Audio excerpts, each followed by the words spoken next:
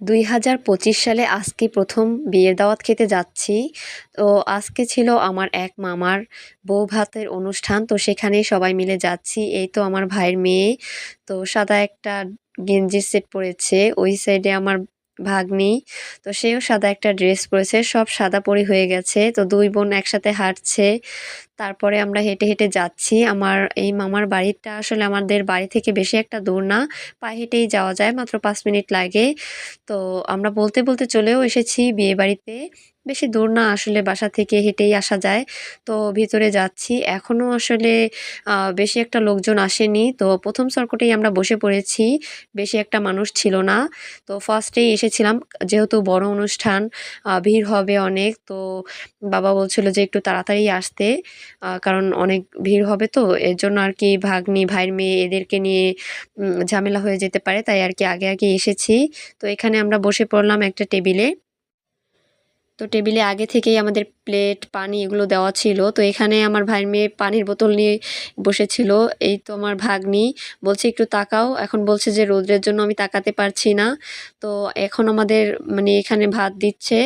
আ ভাতটা চলে এসেছে, সবাইকে বেড়ে, বেড়ে দিচ্ছে। তো দেখেন ভাতের ভিতরে গরম মসলা, আসলে গরম মসলাটা মানে মনে হয় পিছুই ছাড়ে না, সবসময় থেকেই যায়। আর আমাদের এখানে নিয়ম হচ্ছে ১ম এই ডাল দেওয়া হয়, তারপরে হচ্ছে রোস্ট, সালাদ এবং তারপরে গরুর গোশত।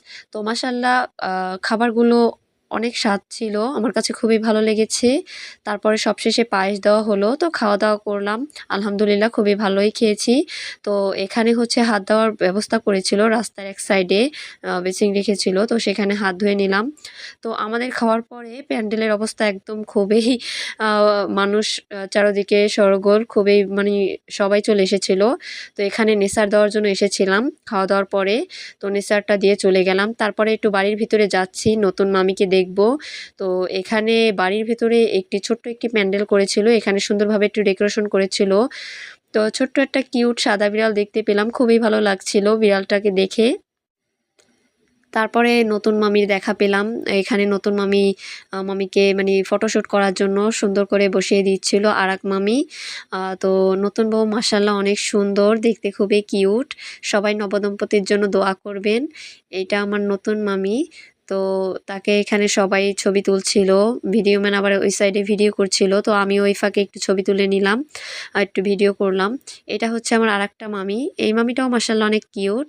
তো তারপরে আমরা বাসার উদ্দেশ্যে রওনা হলাম। আজকের ভিডিওটা এই পর্যন্তই। সবাই ভালো থাকবেন। আল্লাহ হাফিজ।